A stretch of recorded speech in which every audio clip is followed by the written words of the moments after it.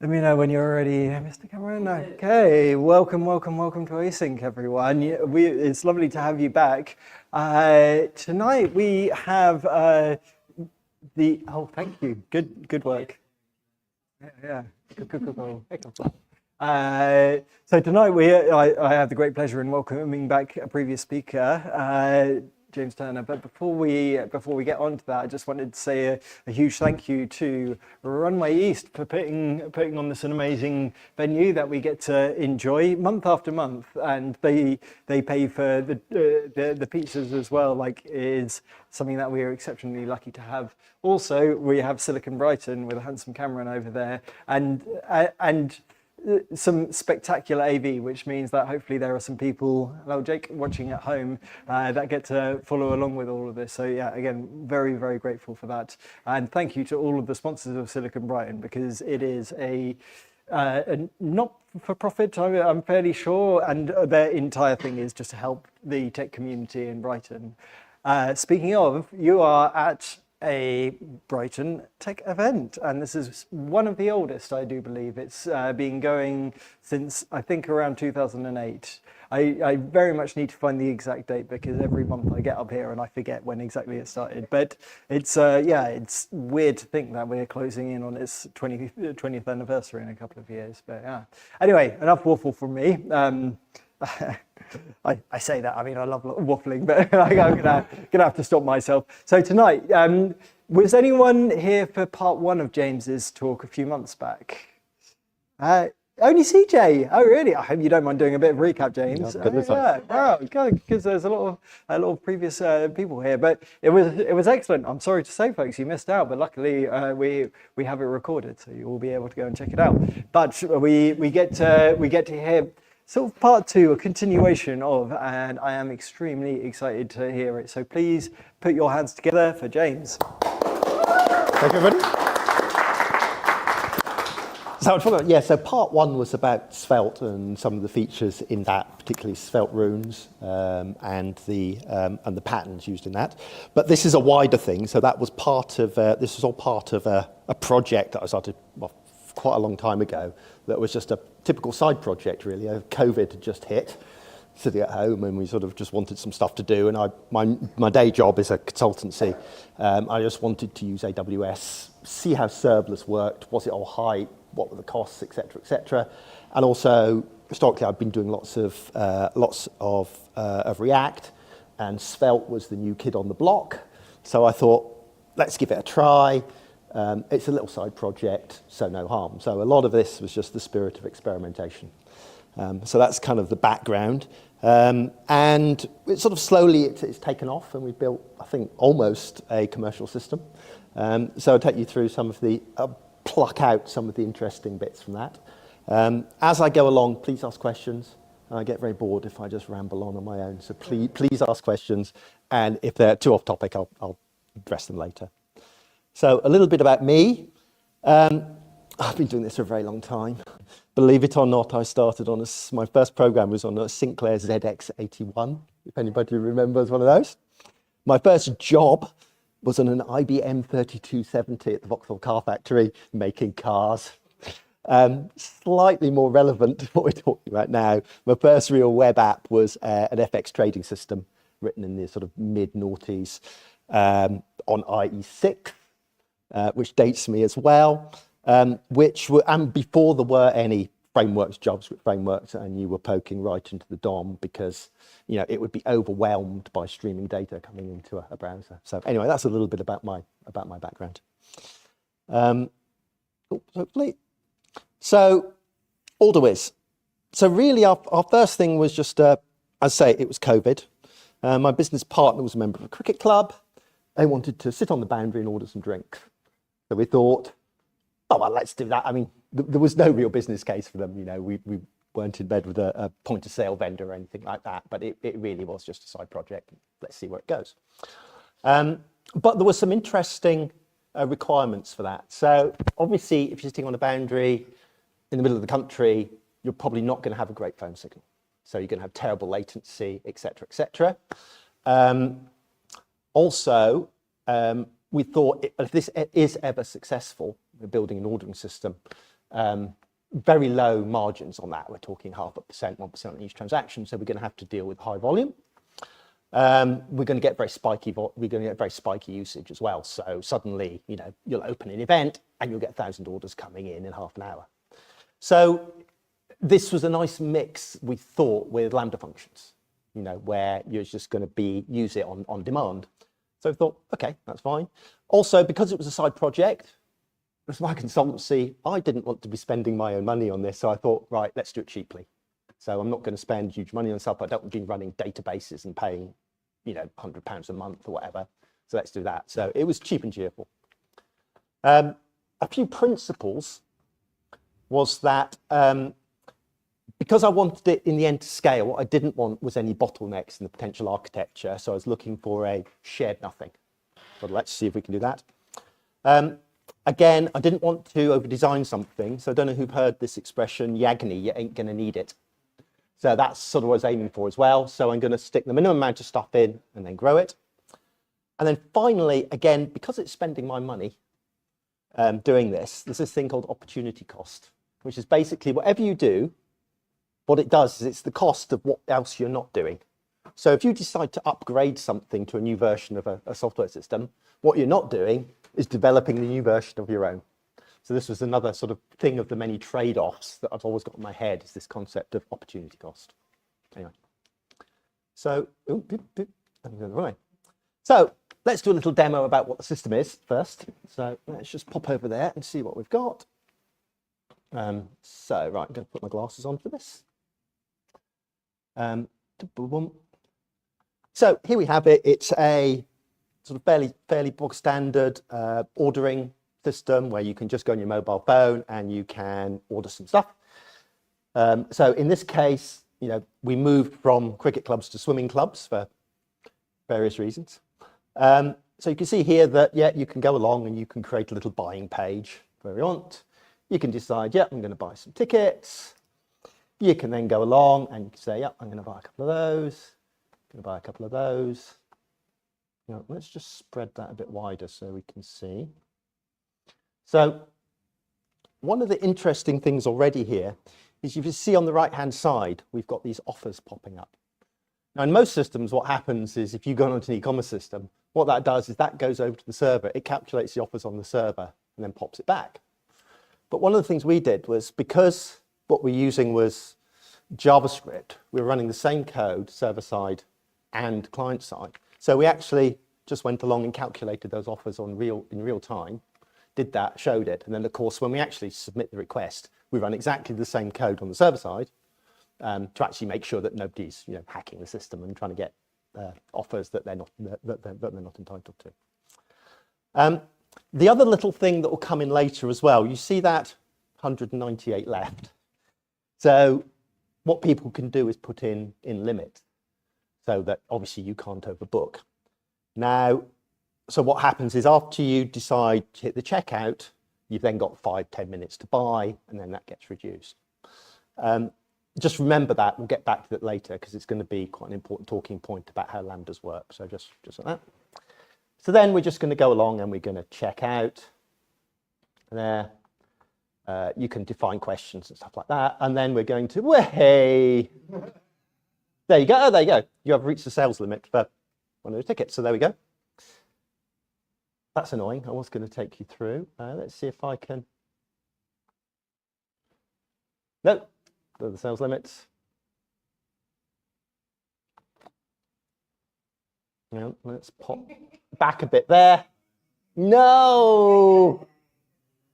Hang on, there we go. Right, let's buy tickets again. Okay, let's take those off.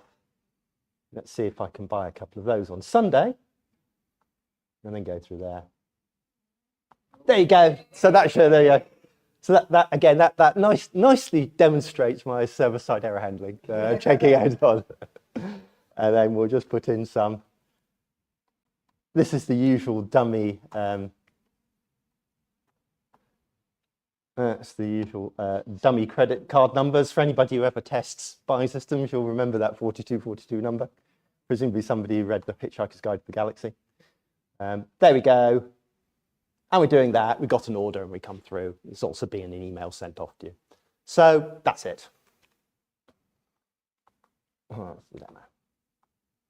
So let's get back to the presentation. So one of the things I wanted to do was use as little technology as possible, or use the same technology all the way to the stack. So that's the TypeScript everywhere. So in our website, what we did was used a couple of technologies. One is Contentful, it's just an online headless CMS, and then used Gatsby just to build a static site. Again, that's using React. So just built React components, bit of GraphQL, knock that up. And then what we're doing is we are just taking that blob that is the website, putting it onto S3, which is just a very glorified file store. And then put a CDN in front of it that's CloudFront. And so literally no cost to that at all. I mean, you're paying pennies for your CloudFront usage on that, and it's nicely distributed to it. So it's a nice, cheap architecture for using that.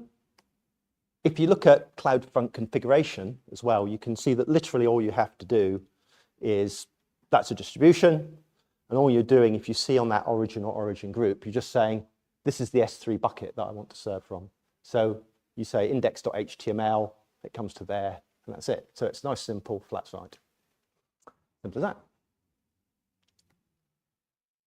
So the other thing, the actual app I showed you was written in Svelte. And one of the reasons for that was that first requirement of it being fast and being mobile. So one of the problems, and the major reason I did this, is as soon as you put React into a front end, you've got 60 or 70K just of the framework, and then you've got your code. What Svelte does is that transpiles whatever it is into much smaller little blobs of code. So that was the major reason for doing that. It's also a lot of other stuff. So it's got lovely compact syntax. But at the downside at the time, it was relatively new. So it didn't support TypeScript. Runes didn't exist then as well. So there were various glitches in it. And it didn't support what was at the time React Query, that's now TanStack Query. But we knew it was a small app, so we'd take the hit on the developer experience. And knowing it was a limited system, so what we didn't have was the large development ecosystem that sits around React. But we did use React for the administration part that we'll talk about later. Yeah? Can I ask, what is the overhead of Svelte in practice compared to React? Tiny. It's a few K, so it compiles on each page. It's only the compiled bit. There is no framework code sitting there, so it just all disappears. So it comes down to a few K generally. Yeah. Shall we just move on? I'll take those. I don't mind the odd question, but I think we've got a bit of time to. Yeah. Sorry. Okay. So we're just going to add bits to the architecture as we go along here. So what we have now is we've got our mobile. We're talking to CloudFront up there. And then same thing, we take our Svelte app and we've deployed that onto S3. So that top bit is exactly the same as you've seen before. What we've added in here is now we've got CloudFront and we've got our code sitting over here, which is that Lambda function, again, all written in TypeScript. The build, on the far right-hand side, we've just got TypeScript, and we'll see this thing called the CDK, which is how we compile and deploy that later. But again, it's just code that's pushed up to there. But Lambdas just sit there. They need to be executed. So that thing in the middle, called the API gateway, and what that does is you just configure CloudFront. When you get a URL/API on it, it redirects it to the API gateway and executes your Lambda function. Is there an API gateway like Roots? Like? Roots, you know, I don't know. I don't know. I mean, and literally, it's just a router, really. It's just a glorified router. You can fire Lambdas off from the effective cron jobs and all sorts of things, and off queuing systems and all the rest of it as well. So it's just one way of executing a Lambda function. The other bit you saw was when we were executing doing the card processing. What happens is we're talking to Stripe. So we're going along, and then once Stripe types in the number, it recognizes that you've got it. You've then got a webhook and that can come along and then update the order. The other thing we've got is where it says data, we're also using S3. So an order, for instance, will end up with an order file. That's generally ends up being a couple of K of JavaScript or something like that, very occasionally updated. So that's the sort of the overall architecture that we've got for that. So this is the buying side.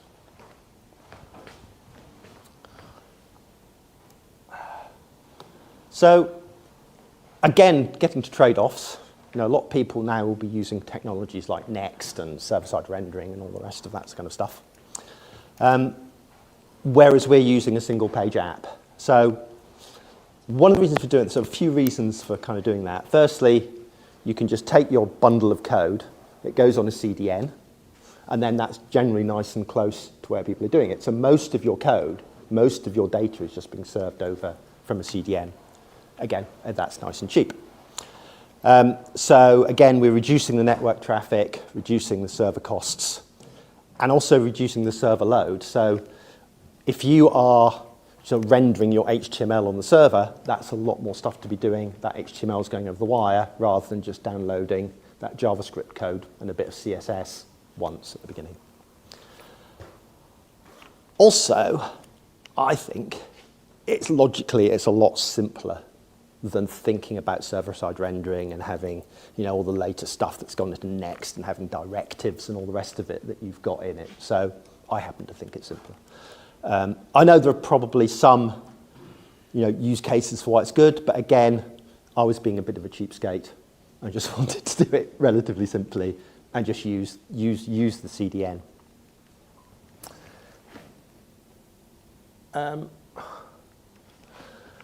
So if you remember back there, we had that little box that had CDK on it. So this is our deployment. So the next step of using TypeScript everywhere is actually to use that in your deployment script. So something infrastructure as code. I had previously used something that used YAML. So it's a huge YAML config file, sort of describing your entire sort of AWS infrastructure. It was a real pain. And what Amazon have come out with is this thing called the CDK, the something deployment kit. I don't know what even the C stands for. And in which you can define effectively your entire stack. So you can write it in your language of choice. Obviously, my language of choice is TypeScript. And then you have stacks. So you could define your database stack, your front-end stack, whatever it is. And then what that's going to do is when you run it, it creates this thing called AWS CloudFormation, which is the old way, the existing way in AWS of like building a whole load of infrastructure. And it was a really nice, I mean, I never even looked at it. It's thousands of lines of stuff. I think it's probably Excel.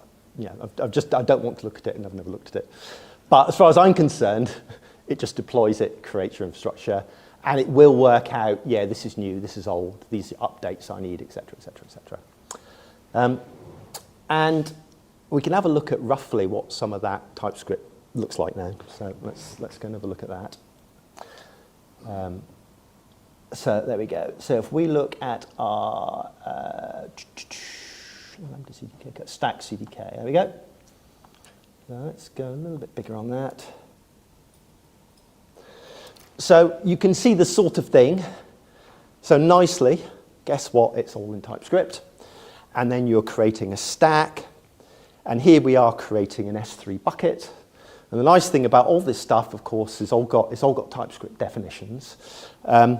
And a lot of this is all there, so you can copy it in. It also works really well with AI. And you just say to them, you know, create this thing, and it will go off. And most of the time, it gets it more or less right as well.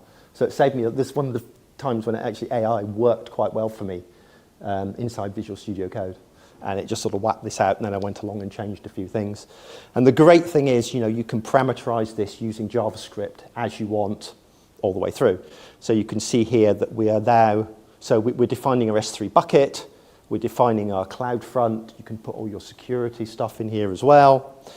There you go, we're adding a behavior, which was our routing through to the API gateway. And there we are. And then there's some security as well, where you're saying what you're allowed to do. So that's quite nice. I think that's a really nice way of defining your security. So let's look at a little bit further down. So this is now, that was the stack. So we're now going down and looking at the Lambda function. So there you are, you're picking up, that's what my source code is. You're defining a function, you're giving it a name, you're passing it some environment variables. So the nice thing is here, you've defined your S3 bucket previously. You can just pass that name down as a variable and then pass that into your Lambda function using a variable. So again, it's all nicely configured. And there we go. And then you are defining, there's the security. So this is IAM, which is the AWS security mechanism. And then you can just pass in, okay, I'm accessing that S3 bucket, and you're putting your environment name into it. So it's a great way of doing that whole thing in one pop. And then I'll just do one more, which is the Lambda code itself. And this is what you're actually executing. I just use something called, what was it? And here you can see it. So there's your handler request coming in.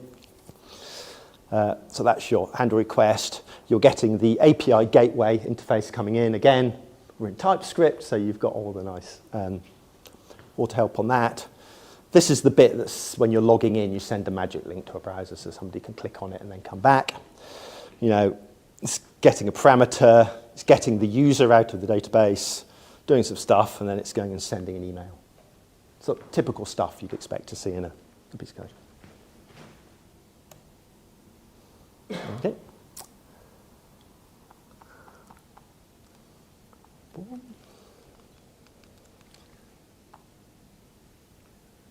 Okay, that's gone a bit. Okay, so remember last time I was talking about that offer code and sort of how can you easily share that code, exactly the same code, run it server-side and client code. And the best tool I've got, I just use PNPM, which is a nice little monorepo. And within that, you've got a number of different sort of nested, normal node projects. And you can see to configure that, it's relatively simple. On the left-hand side, you just define everywhere where it's looking for your various subprojects. And then in one project, so the event handler, which is my main piece of code, you're just seeing that, yep, I'm creating a reference, so I'm at OW/API, and then you just point it to where on the disk that is, and that's it. So now, on both the client side and the server side, all I have to do is reference that at OW/API package name, and then I can just share the code between the two. So it's actually using this, it ended up being surprisingly simple. And individual projects look exactly the same. They've all got this normal package.json. There's nothing hugely strange going on there from each individual project. And the nice thing is also PNPM is a single package repository that sits somewhere where all those modules are kept. So you don't end up having 6 projects with all the same versions of React in it, all cluttering up everything. So it kind of helps keep everything in line as well.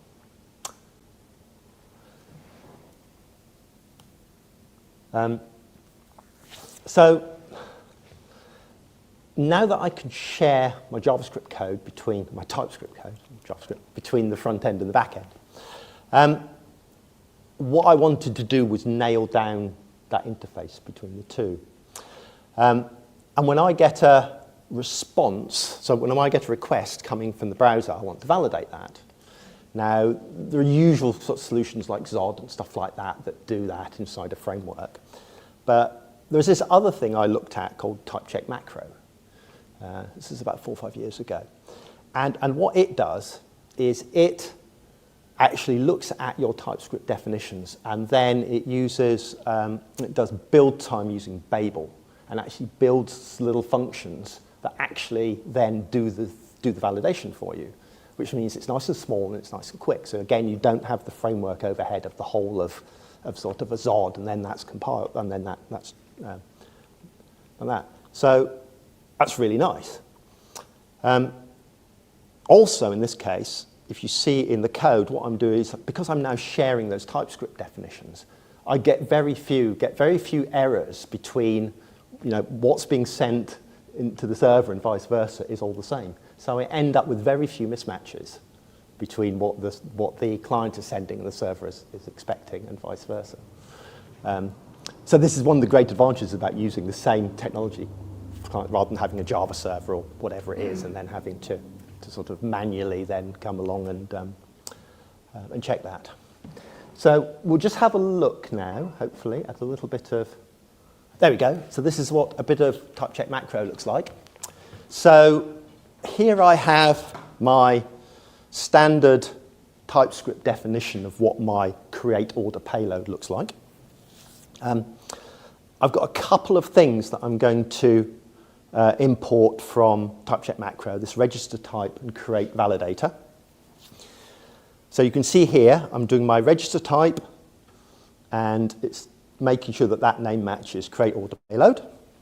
And then I create a function. Now this is the function that's going to be called from my server side, from my server code. And I create a validator and just give it the TypeScript type. So all I need to do on my server is when I get that, I just call is create order payload, and then I get the validation from it. Now that will actually just normally check all the usual sort of, is that a string, is it a number, et cetera, et cetera.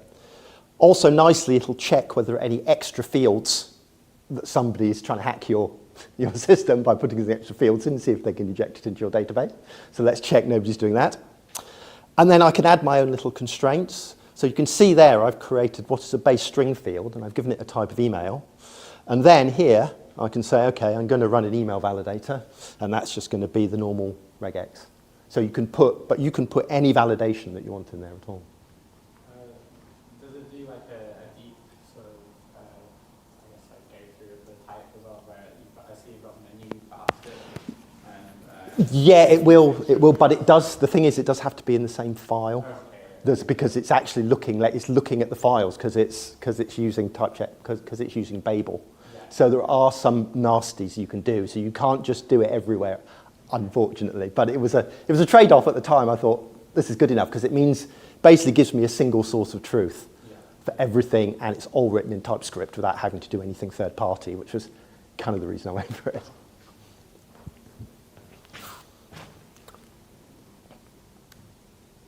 Mm-hmm. Okay. Lovely. And here we can just see, so this is just the that's the client side where it's just calling your API and passing that. So you can see you've got that now. You've got that matchup. So you've got the same. So you've got the same TypeScript definitions and validation of the price of one. It does make me slightly sad though, because the library hasn't really been maintained in 5 years.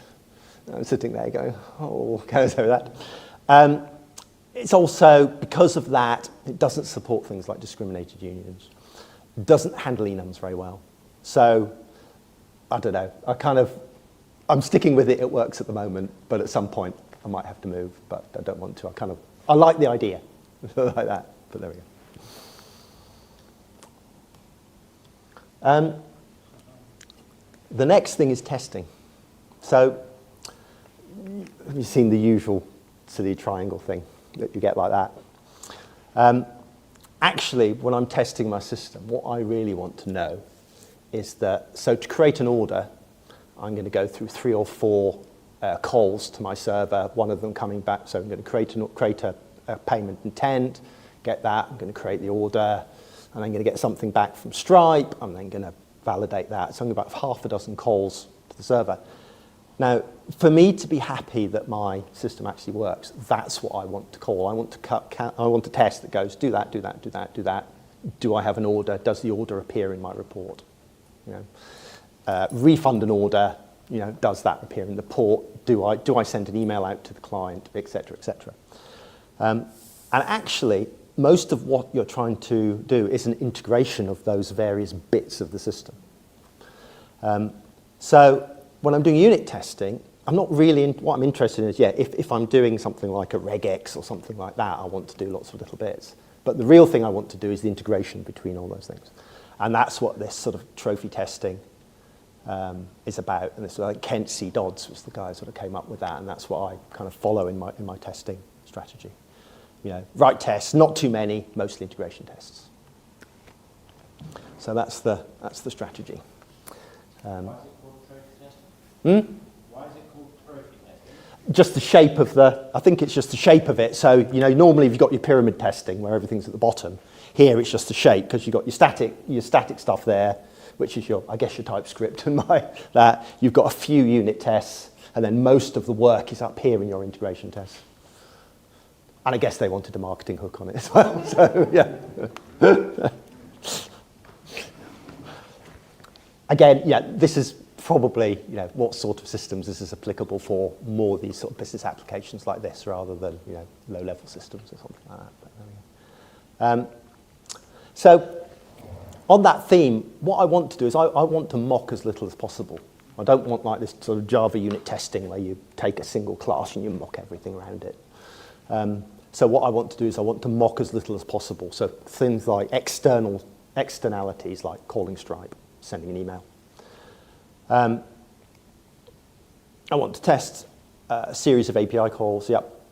I want to include persistence in my tests as well, because that's quite important. You know, if you're calling a database, there's that. Otherwise, you want to make sure that when I write something in, I get it back, and that's an important part of the test. So actually, I want that as part of it. I don't want to have to mock out writes and reads. But I still want it to run locally. So what I always want to do, although I'm talking to S3, when I run my tests using Jest, I'm actually talking to and this is how I do it. So normally, when I'm talking to my persistence, I'll do something like load this function.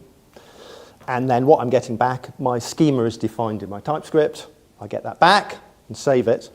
Underneath the covers, I've got this little router here that basically says, am I testing?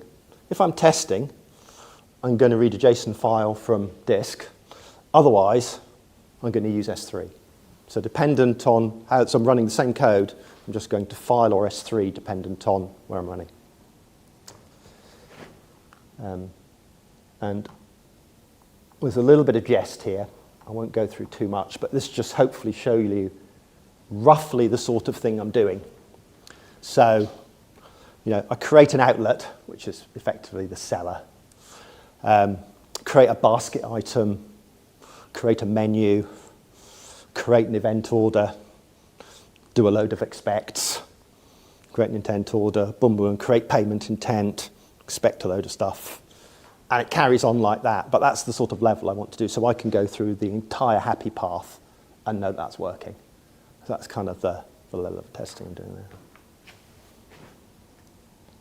There's another couple of pages of that I think I probably won't show you. So I'll just have a little look at that, just the kind of, and any stubbing and stuff where I'm talking to the stubs to talk to Stripe and stuff like that. That's all in that before each up there. And I usually have spend quite a lot of time actually building those helper functions so that the actual, you know, create an outlet, create a basket item. There's quite a lot under the covers there to do that, but just so that actually the test is relatively readable, hopefully. So that's kind of why I'm doing that.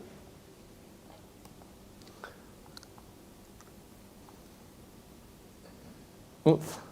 So, problems. So, because I started off just using JSON files, and I carried on using JSON files, there were some problems with actually not having a proper relational database, obviously. And I did used to work for a database vendor, so I did know about these. I wasn't just staggering into this totally blind. So the first thing is that I've got a file. What happens if two people try and update it at the same time? So just use some optimistic locking where you write a version number, and then if the second person, so if two people read, one person updates, the other person comes to update, and at least you can then go, oh no, you know, got a potential conflict, and throw it out. Luckily on our system, that doesn't really have a huge issue because the data that's being, when you create the configuration data for a sale, that's usually one person who's doing that. When you're creating orders, that's just being written. So actually, it's not as big a problem as you might think in other systems. The problem comes when I need to create a report of sort of like all the orders, and I then have to read 100 order files, each with the latency reading for S3. That's when it started grinding to a halt. And so to get around that, I mean, what I could do is I could just stick it into a read database, and that would save most of it. But I thought, nah, let's just do it by hand. So I effectively created myself a little cache file so that all the orders for a particular event are all loaded in once and I have to read one file. But I do write an awful lot of looping code rather than just writing a bit SQL. But hey, that's the sort of, that is the downside. On the other side, on the plus side of it, I don't have to normalize my data and make a database schema. The running costs are a lot less. I don't have to run a database and pay people however many £100 it is a month to do that and have the recovery and all the rest of it and pay AWS, whatever that is. It's easier to change the schema. Effectively, when you have data, you do have a schema, even if you go through a NoSQL database. Effectively, the schema is whatever's in your code, because that's the only thing that understands the data. But at least I've typed. So this is, again, where TypeScript works nicely, because TypeScript effectively is my schema. And if it comes to orders, I actually don't care, because I've got an order. It's a historic order. It's just a blob of JSON. I want to show that. I don't need any processing. So it's the nature of this system is it doesn't really matter to me. And I can leave behind schema changes as I go along. So in some ways, this fits quite nicely with what I'm doing. And also it means I don't have to change anything about that at all, which is kind of nice. So there we go. Now, this is the biggie. So this is contention. So if you remember earlier, when I said, remember that little bit there, over there, that nasty little thing there caused me a major rewrite of the system. So we need to record how many orders are there so people can buy it. And also, when you get to the end, when you get to the last order, I have to get this right. Otherwise, people are overbuying. People start shouting at me and stuff like that. So that's not nice. So what you have to do, effectively, I have to keep a running total. So if two people read the file at the same time, and both update, I'm going to get problems, except we're talking about the optimistic locking strategy that I was talking about earlier, which I could do. But that's going to limit my rate. So if I've got an update time of sort of like, I don't know, half a second to do that, well, let's say 100 milliseconds, then I can at maximum do 10 in a second. Actually, it would be a lot less than that. It'd probably be 5 a second or something like that if I had 100 milliseconds to read it, update it, and put it back. So what happened very quickly was that my maximum transaction rate was a couple a second. That isn't really going to cope with that very well. So I thought what I'd do, is look at the latency of S3. Which AWS are remarkably chary about telling you. They won't promise or ever, but they won't actually give you a graph or anything about what the latency of reading and writing S3 files actually is. So, hang on, what's happened there? Oh, there we go, that's better. So this was a month's activity where I did, I can't remember, about £70,000 worth of orders or something like that, and something 3,000 or 4,000 orders in a month. So you can see that we have a range from, there we are, from a minimum of 3 or 4 milliseconds, depending on the size of the file, right up to 2 seconds. So what we're seeing is this geometric pattern where we've got a clustering there, but some very long ones. And that's what I was seeing. Suddenly I would see everything would grind to a halt, basically because I was getting a couple of very, very, very long reads that were taking seconds and everything, and I was getting real bad failures on that. So that was, there we go. So you can see that we've got a geometric mean about 30 milliseconds. But it's quite a nice graph. That's showing you what it's like. So that's the closest I can get. But we were seeing, 250, 300 odd reads over 1.5 seconds over that period. But for that person, that could mess up those transactions totally. So what I had a look at next was another technology called, oops, hang on, where is that hanging there? Oh, there we go. Oops, hang on. There we go.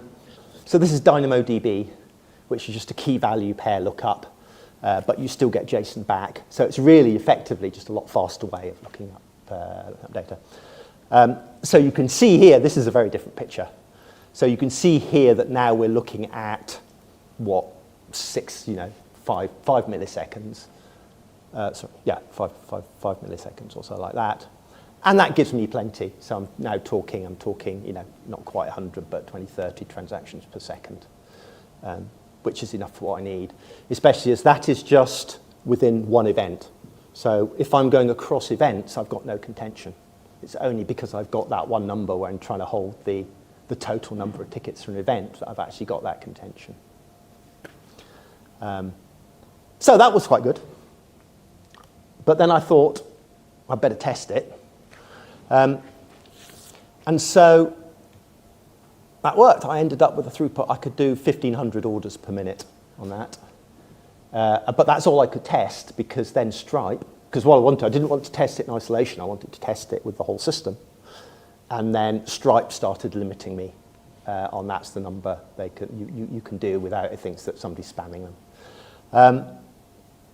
If I ever have to get to higher than 1,500 orders per minute, I look forward to solving that problem, because I'm making a profit on each one of them. So that's fine, and I'll have time to think about it.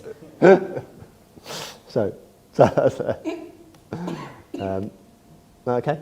So having got through that, that then gives us a sort of, I think, hopefully a decent place to start looking at the trade-offs of lambdas. So the good.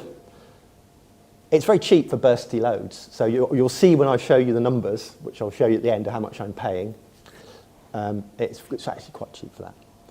It forces statelessness on you. That actually helps your architecture, which is really good. And that means what I can do is a hot deploy on a running system, on a running production system. So quite a few times, I've noticed a bug, I've gone in and I've just deployed a Lambda. That gets deployed. The next person who comes along picks it up. It's stateless, so I can do that hot deploy into a running production system. And that saved me a couple of times, just being able to do that. I don't have to stop a server, put some more code into it, start it up, and then worry about the state of what's in memory on the server, et cetera, et cetera, et cetera. That is pretty useful. Also, every time you deploy a Lambda, then it creates another one on disk and it updates the version number. So if you want to roll back, all I have to say on my CloudFront, on my API gateway is, no, I'm going to change that number back to the last one. And that's it. So that is really easy as well, so that's nice. Also, what you can do is you can have lots of little lambdas doing different things with different security ratings. So you might have one lambda that's only allowed to read from a database. You can set the security on that. So if that is ever, if somebody actually ever manages to hack that, you've limited the blast radius of the damage that individual lambda can do. If you've got a server with all your code in it and that's compromised, it can then use all the authority of that server to go along and wreak havoc in your database. So potentially what this does is it reduces the blast radius of your server. The bad, there's the cold start problem. So you're starting up a node virtual machine, a node server every time effectively. For me, it's not that bad because it's bursty. Once the first 3 people come in, it's actually warmed up, so all the other people are fine. So again, my bursty nature of the usage is actually helps me for this. The big thing is, if you need to get state, you have to do a network hop. So even if you use something like Redis or an in-memory cache, it's going to be faster than DynamoDB, but you've still got a network hop. So you're talking, milliseconds, rather than being able to talk on the same machine, or even better in memory inside the server. So if I really wanted to crank up that speed on that, I'm limited in Lambda because of the fact I've got to go over the network to get state. So, those are the things. And another couple, obviously long-running tasks as well, then you'll get charged a lot of money. And if you're running it constantly for a long time, you'll get charged lots of money as well. So those are sort of the trade-offs on using Lambda.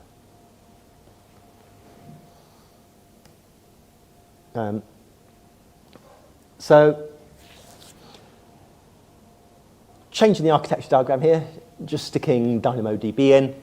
So you can see now that what I've got is, I'm going to move again. So you can see we've got our cloud front, again it's talking to API gateway, it's talking to Lambda, but basically what that's doing is now that's talking off to two places. It's talking to DynamoDB, and it's talking off to our JSON files as well. The other time I really need this is the authorization. So on the admin server, I need to check that you are who you say you are, and you're not updating somebody else's outlet. You're not pretending to be somebody else. So that means every single time, so I authenticate using Cognito, which is the Amazon OAuth 2 server thing. Once I do that, what I do is I stick a session cookie, it's an HTTP only cookie. Every time that comes up, my Lambda has to read that session cookie, go to DynamoDB, and then get the user details out of that for every call. So again, that has to be fast. So that was actually the first reason I used DynamoDB, not the other one, because you have to be able to do that quickly. So that was the reason for that. So that's the sort of the architecture. All the rest of it kind of stays the same. The only other thing is, because this is the admin app, I'm using React rather than Vite. React rather than Svelte. And I'll show you, got a couple of things to show you about nice little features that are available in React that aren't available in Svelte. Does that actually cover CSRF, cross-site request forgery? You've got to roll it yourself. Yeah, fair enough. Yeah, I mean there are other things you can do that I'm not going to go into about. They're called edge lambdas, where before the request comes into the cache, and then on the way out as well, you can set all your security headers and stuff like that. So you can do all that, but that's too much detail for this course. So the final little bit here is the selling app, the admin app, again written in React. And a couple of notable things about this, and this is basically really, really, really useful projects. The first one of which was Slate.js, that enabled me to customize and build my own HTML editor so that people could effectively write their own content for the selling pages, for the event pages. And the other is the QR code scanner. So what that meant is I can do QR code scanning in the web without having to have an installed app, without having to get anything from an app store, and it can just connect straight to the camera on your phone and do some scanning as well. So that was a really nice piece of work. So I'll just show you. How much time have we got left? How am I doing for time? Okay, so I'll just do a quick demo of those bits, hopefully. Right, so escape. Right, where are we? Right, so this is the admin app, so you can see all the stuff in about how you get your money, which is very interesting to people who are running events, as you might expect. But then we can go along and we can see there. So let's look at a particular one there. We can just go here and just go and edit some details there. And then, so this is the Slate editor, which looks pretty much like a normal sort of editor you get on anything, except what you can do, the nice thing about Program It here, is I can then pick up, and this is a very simple example, so that's me picking up the email from configured information against the outlet. So I can do slots, so I can basically put anything into that I want, and this is quite simple at the moment, but you can do templating and et cetera, so in the future, the idea is you can program that. It also means when people are copy and pasting into it, what it's got is it's got an internal model. It's got its own it's got its own domain model inside it that you can program. So that means that if you copy and paste, you can copy and paste HTML in safely, parse it, and then because you're storing it in your own serialized format underneath the hood. So this has been absolutely vital, and I think in terms of taking the product forward, it's going to be really useful for doing that. And finally, Let's see if we can go to, let's go back here. Yep. Let's go to, there we go. So now, let's go and scan some tickets. Okay, so. Right, so here we have the scanner. Now, normally this would run on a phone, but to demo this, I've got to get the QR code on this and put it there, so I can't do it the other way around and demo it to you. So normally this would be on a phone. Okay, so what we're going to do is start scanning there. Now, hopefully, what we should see is, yeah, so this is the order that I put through previously. So hopefully now I can do that. There we go. So that's just the email order. There we go. Wait, there we go. No tickets out. That's the usual. Something doesn't go wrong. Yeah. Normally that would come up in green and that would do it, but you can see that what's happened is that we've got that and that will scan, and usually if I'd set up the demo correctly it would work. But there we go.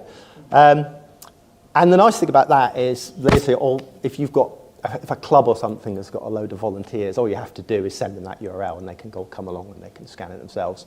And we actually used it, I think a couple of thousand people getting into the swimming, the London Aquatic Centre. We ran an event there using that, and that was fun. That was that.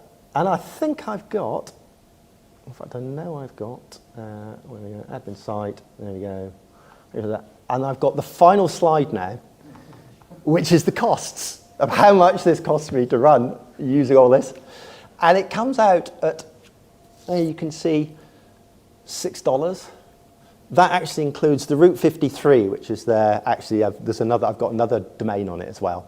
So you could probably cut that down to $1, which takes it down to 5.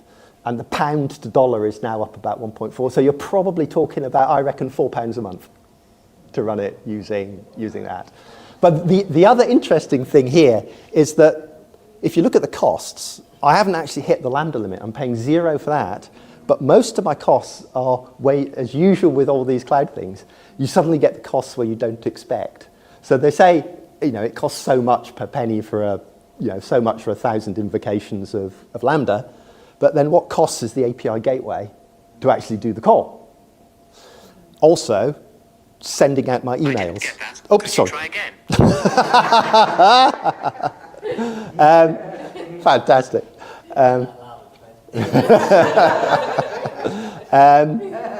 SES, so that's their email service. That's right. So actually, and then quite a lot of S3, but that's the backlog of all that, and probably also the CloudWatch as well. Because that goes on to S3, so all the logs that are coming out. I don't know whether that. I think that's probably included on that, but actually I don't know enough about AWS cost to know what it is. So that's it. So that's how I can kind of run the whole thing quite cheaply. That's it. So I think I'm going to leave it there. How was my timing? Probably good, but I good. Could ask some questions. Fantastic. Yep. So brilliant. Big round of applause. Happy to open that. Any questions?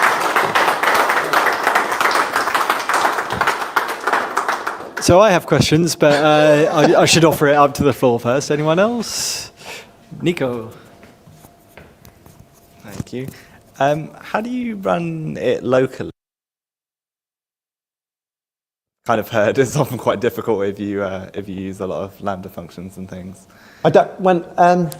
Usually what I do is when I'm writing the Lambda functions, I test them with Jest, as you were seeing in that format.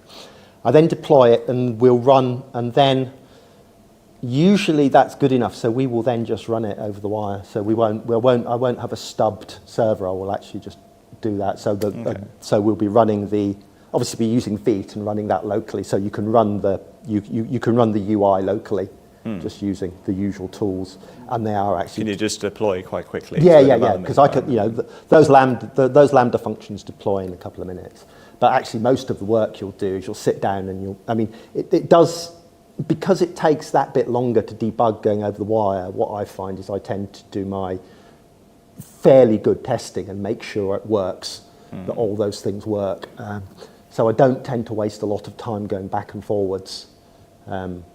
Initially as well, when we first did development, we'll just stub out the calls to the server as well, because we will capture, you might run it and then capture some of the results and do it like that. So we probably have done a bit of stubbing as well of the calls as well. I hadn't really considered the debugging, but I suppose if you've got quite little state, then it's relatively easy. Yeah. I suppose if you have got something quite computationally expensive, then you could just it could just be a function. Presumably, you could call outside the only Lambda. computationally difficult stuff. Well, it's not that difficult, but things like working out the offers, where you've got a load of items in your basket.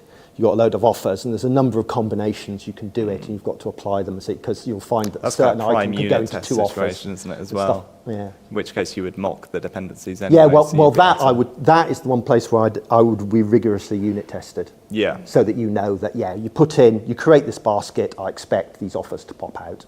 And that you would never test that, Whereas the stuff you're only really testing is that it's really kind of smoke testing, really, is all you're doing when you're doing that. So you're not wasting a lot of time deploying your Lambda and then just running the browser against the real backend. Cool, thanks. Yeah, on testing technologies. Firstly, I can recommend vtest if you're using Jest. We just found it a lot quicker and nicer. I don't think vtest existed when I started this. Okay, And it's the usual, this is my opportunity cost thing. Yes, I could probably convert everything to vtest, but I'm not about to. That's fair, but it's very quick and easy, just so you know, because it shares the same syntax. And Playwright, have you looked at Playwright at all for the end-to-end tests? I've heard of it. Again, I'm not sure how worth it is. How useful it would be. I mean, and what we're doing, again, it's the opportunity cost thing of what we're doing is kind of working. I don't really want to, I'd rather be investing my time putting in new features than doing that. So it's one of the funny things, when it's your own money you're doing it, it's a very different attitude that you have from if you've got you're in a company and you've got a manager you can moan at and say, this is unfair, we need to get up to the latest version of this technology. And I'm going, nah, that's going to cost me however many days. Now you're the manager. Hi. I'm sorry if I missed it, but what do you use for your end-to-end testing? I know there's sort of different schools of thought on, do you have something that runs in browser? Do you have a driver, Selenium or something? What do you use for your end-to-end testing? We don't. We just do it manually. It's really just not worth. I don't know. I mean, you could see that sort of thing. It's just not because most of it is. I mean, when I worked at this in a previous company, we ended up with Selenium tests. There isn't a huge amount of value in them beyond smoke tests, I find, because literally you just want to make sure that the screens work and they're calling. The situation we ended up in was that people were doing detailed testing, things like, let's try and test if this offer works, and if this offer works, and if this offer works, and that ended up being a Selenium test. And we ended up with, it was taking hours to run test suites. And so I'm dubious about the value of end-to-end testing beyond simple smoke tests. And we could probably do with a few more smoke tests. But again, I didn't, it's one of those things, it's kind of worked, and I don't want to put in a whole new set of end-to-end Selenium-like testing. Arguably, I probably should do, just to speed up our testing cycle, but there we go. Yeah, again, I can thoroughly recommend Playwright compared to Selenium. It's night and day. That's Selenium's the last technology I used to do that. Yeah, but I do agree. I haven't done it before. It's all a trade-off, right? Yeah. Anyone else before I ask another one? Okay, great. So, have you heard of Fireship? No. It's a YouTube channel. It's great fun. Like he does sort of quick, pithy overviews of things. But one of the things that he's constantly talking about is LLMs. And I remembered that I wanted to ask something about Fireship and something about LLMs, and now I've forgotten the actual ruddy question at the start of it. But it was something about Zod, I think. No.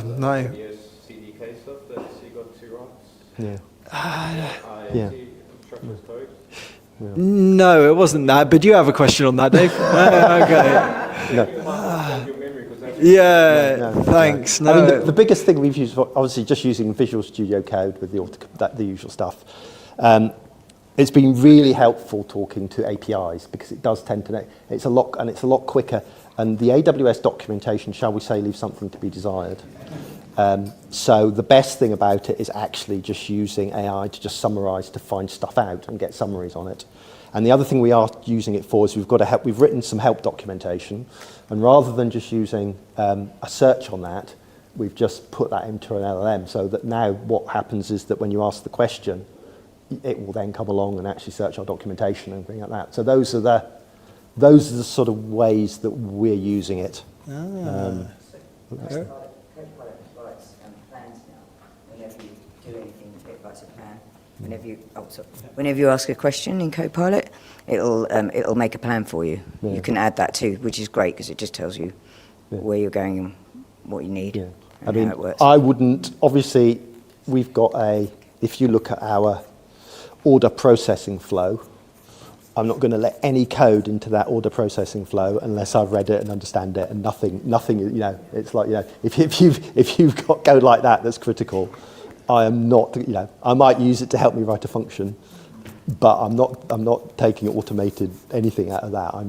I'm absolutely checking it before because if I ended up with, you've got an event opens and suddenly your Lambda function falls over because you've messed that up, that's the end of my business.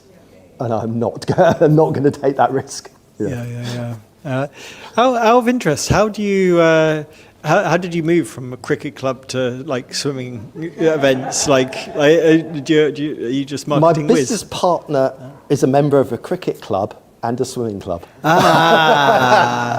The collection is there. That's how it's not a hard one. Yeah, cool. I'm going to kick myself over that ruddy Farship question. I'll get back to you on that one. Do you have any long-running tasks in your application? And what's your experience with long-running tasks? You could put them in a Lambda. What would you do in the case of sort of some more processing-intensive stuff like I don't know how you create those QR codes, but that's the biggest. Well, I do have one that will be a problem, and I'm going to have to fix, which is we have to go and get the we have to go and get the order completions from Stripe. So if I've got 5,000 orders in a day, I'm going to have to go and get those 5,000 order completions and then go and update them on our orders, and that does take a long time. I've had to, and that has actually started to happen.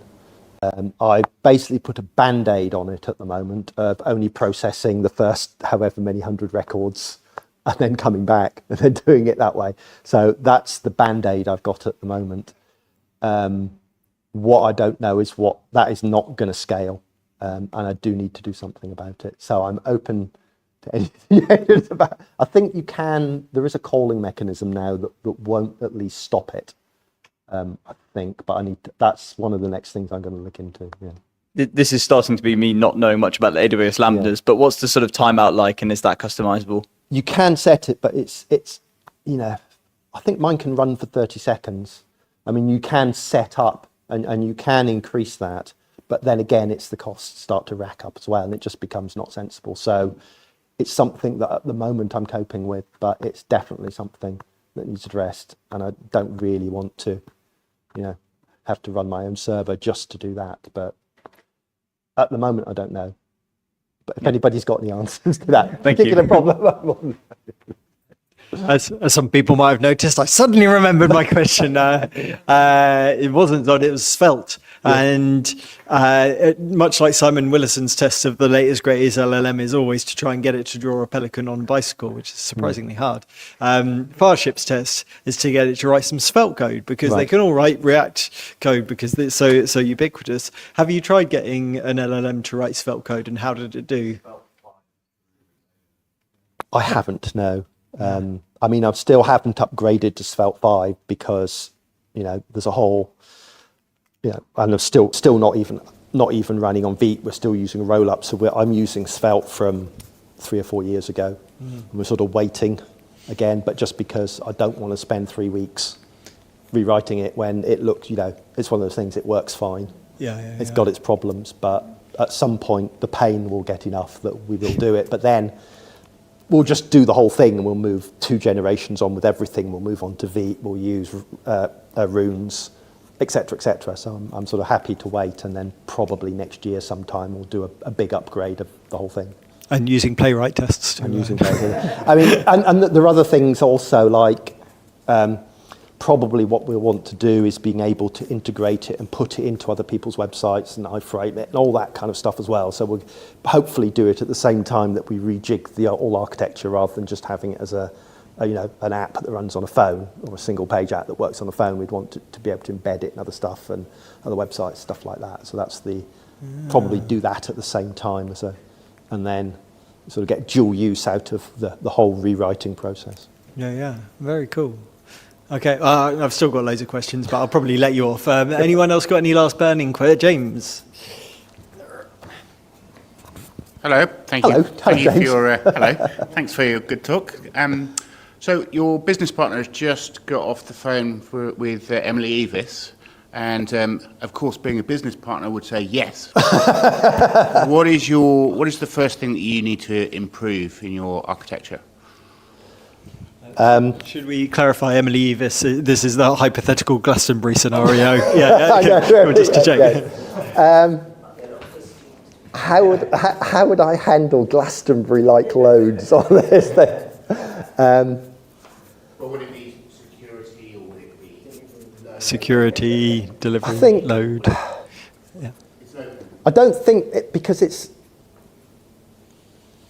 other. I think it's more the business stuff actually of other features rather than that, because I don't think we're going to get a single, if an Emily Evis wants to do something, or a football club or somebody wants to, or people who book Wembley want to cope with those sorts of volumes, then they're not going to come to me anyway.